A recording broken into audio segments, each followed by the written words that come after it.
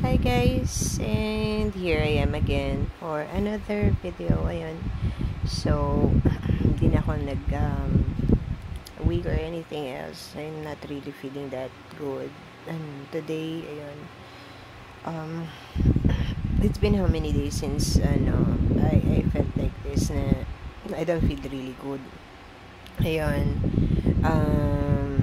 Constipated kasi rin ako at the same time hirap akong tumayo kasi nga masakit yung palibot ng balakang ko dahil dun nga sa constipation. So today yun, I went out with Rio. Bumili kami ng Sena, bumili ako ng ano ba to, ano ba to, Gobo Ocha. Ayun. Para kahit paano magtulong dun sa gamot na galing sa hospital. Ayun. So, I'm drinking these medicines naman. And yun, medyo hirap pa rin ako. So, everyday, gabi lang naman ang kaya kong ipasok kasi nga, yung sa umaga, hindi pa ako masyado makakilos. Madali ako mahilo. But, today, I was challenged. Challenge yung pagiging Pilipina ko. Ayun. So, I went cleaning ng toilet kasi nga, yung toilet, hindi ko alam kung sinong last na gumamit. Nagpara. Ayun. So, since na, ang hirap-hirap kasi syempre, di ba, nakakahiya kapag ipapagawa mo sa ibang tao.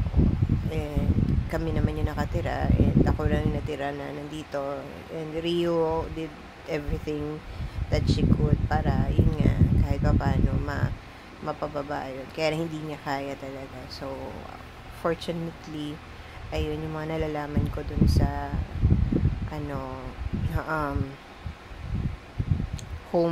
housekeeping dati, nagamit ko naman. So luckily ayun, pwede nang gamitin yung toilet. But I'm telling my son na yun nga to take care kasi nga it's not going to be easy.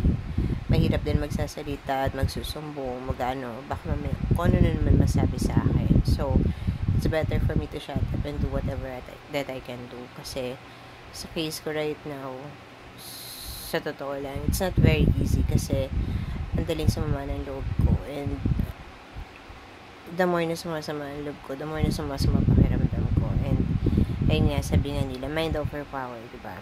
So, kailangan ko isipin yung bagay na makakapagpa-okay sa akin rather than makakapagpasama sa akin. Ayun. So, hopefully today, maging okay naman na. I already drink yung Sena drink, yung urong cha, Sena tea. Ayun, Sena tea. Ayun, minom na ako, and then hopefully mailabas ko naman siya mamaya, and makakapagtrabaho ko mamaya. So let me just ask you guys, halimbawa kung ako kayo, what would you do? Halimbawa, ayun, you are being condemned of doing something that you haven't really done. Anong gagawin ninyo? Kasi ako sa totoo lang, parang ang hirap na magpaliwanag. Alam mo yun, nobody will understand you as much as you understand yourself. Diba? May mga bagay na hindi mo may paliwanag sa ibang tao, pero alam mo yun, kung ano yung nakikita kasi ng tao, yun ang iniisip nila. They're not going to accept the explanation. They're not going to accept any mythology or whatever na pwede mo sabihin, diba? So, parang kasi sa akin ngayon, parang it's better for me to just be in this four corners of this room rather than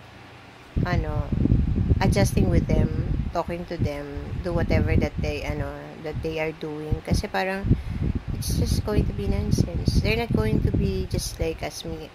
Hindi naman kami isa, hindi kami pare-pareho, diba? So sabi ko nga dati, I have lived my life almost 45 years now. So on November, it's going to be 45 years of living, and yet ayun nga, sabi ko, hindi naman yun sa panahon na yun na naging masyado akong palabarkada o palakaibigan. There are friends, a few friends that I would say na hindi ko naman masasabi na nabuhay ako ng puro ako barkada, puro kaibigan, kasi I have these friends na sila yung pumupunta sa akin, and kung may pupuntahan man ako, alam mo yun, it's not going to be hindi everyday, ayun. So could be napaka-typical na araw para magkita-kita, alam mo yun, yung get together dati. I have these two friends, as I can recall, si Grace at saka si Rochelle. Those who were very close to me, kasi why? The bonding that we have is music and eating. Yan. We all love McDonald's and we love singing. So we met, I think that was before I go to Japan. Ayun. And during that time, I think Grace was still in college. She was still studying. And yun. Si Rochelle naman, during that time, I really admired her voice. Kasi, alam mo yung boses ni Bonnie Tyler, yung mataas pero husky. That was the really thing that I admired about her. Ayun, talagang bilib na bilib ako dun sa tomboy na yun. Ayun, kasi she accepts it. She's a tomboy. But, ayun, as I can see, wala kasi sa akin yung discrimination na ikaw tomboy ka, ikaw bakla ka, ikaw ganito ka, ikaw ganun ka. Ako, once I knew na I would get along with you. I don't care who you are. Mayaman ka, mahirap ka, may pera ka, mawala kang pera, tambay ka o ano. Ganun ako eh. That's the thing about me. I don't look at yung kung ano yung pagkatao mo. Basta ang alam ko, you're not going to be harmful. I know na magkakasundo naman tayo. Hindi ka naman ganun kapakialamero or what. Diba? Pag ganun lang naman tayo, diba? Pero yun nga, I still remember those people. During high school and college naman, na naging friend ko naman na pinakamatagal was Sherry May Perez. Ayun. She's now, Sherry May nandatake. Ala.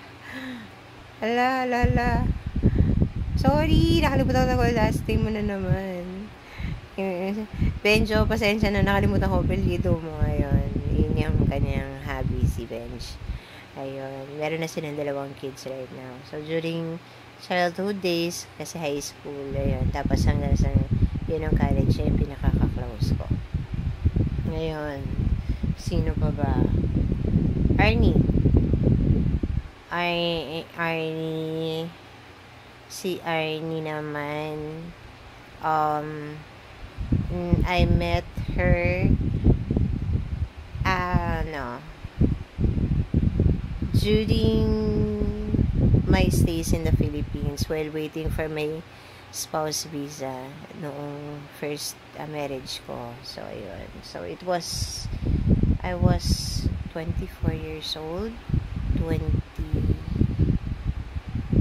22, mga ganon, 20s ko pa lang, nung nakilala ko si Arnie. Ayun.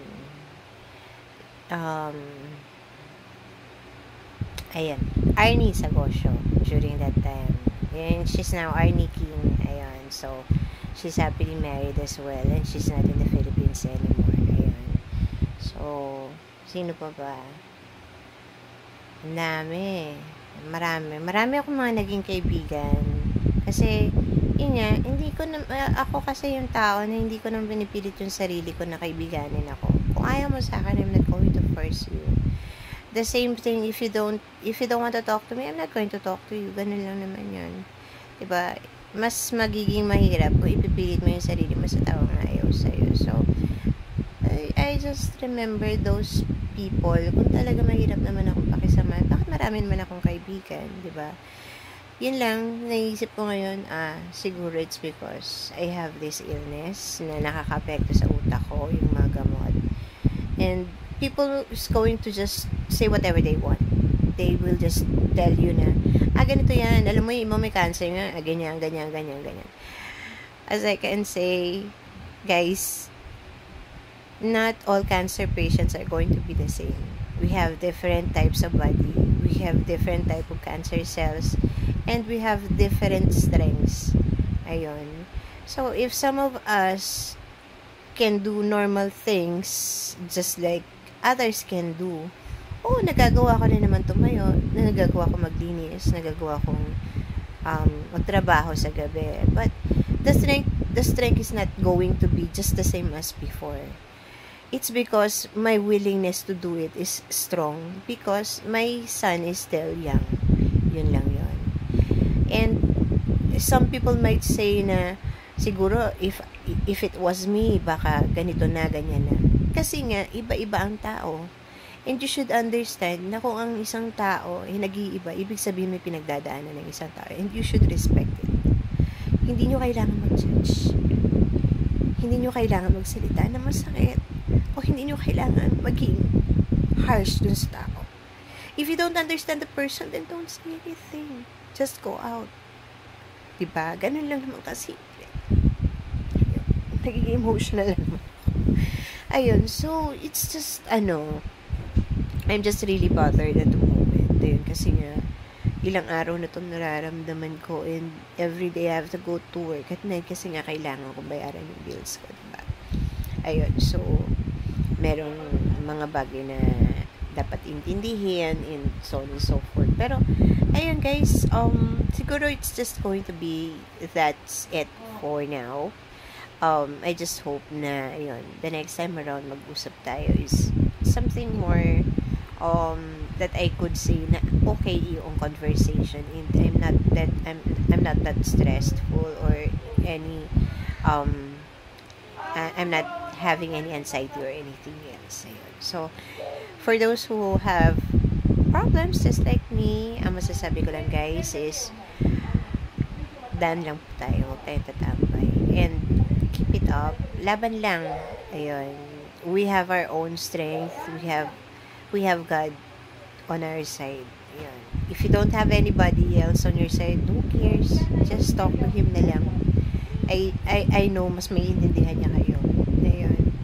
Rather than talking to other people that's going to just be a judge to you or going to be judgmental. Ayun. So, that's it guys and I hope to see you again soon and ayun, laban lang.